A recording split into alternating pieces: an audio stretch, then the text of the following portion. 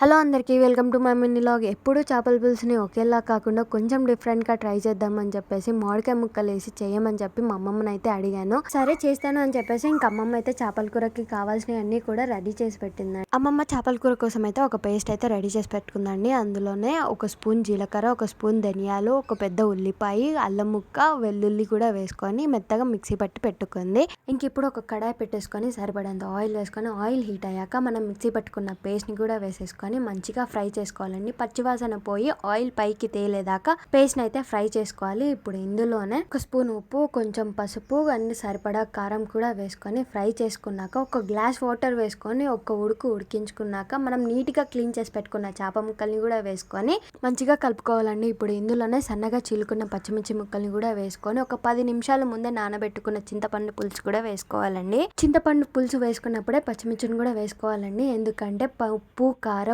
పులుపు అనేది పచ్చిమిర్చికి పట్టి తినడానికి టేస్ట్ చాలా బాగుంటుంది. చింతపండు పులుసు వేసుకున్నాక మూత పెట్టేసి ఒక 5 మినిట్స్ కుక్ చేసుకోవాలండి. 5 మినిట్స్ తర్వాత మనం సన్నగా చీలి పట్టుకున్న మామిడికాయ ముక్కల్ని కూడా వేసేసుకొని ఇలా ఒక్కసారి కడాయిని తిప్పుకోవాలి. గరిటి పెట్టి అసలు తిప్పకూడదు, ఎందుకంటే చేపల ముక్కలు విడిపోతాయి. మామిడికాయ ముక్కలు వేసుకున్నాక మూత పెట్టుకొని ఒక 10 మినిట్స్ కుక్ చేసుకోవాలండి. అంతేనండి, ఒక 10 మినిట్స్ కుక్ చేసుకుంటే మామిడికాయ చేపల పులుసు అయితే రెడీ అయిపోయింది. నాకు ఈ మామిడికాయ చేపల పులుసు ఫస్ట్ టైం ట్రై చేసినా కూడా నాకు టేస్ట్ మాత్రం చాలా బాగా నచ్చింది. మీరు ఎప్పుడూ ట్రై చేయకపోతే ఖచ్చితంగా ఈ చేపల పులుసు అయితే ట్రై చేయండి.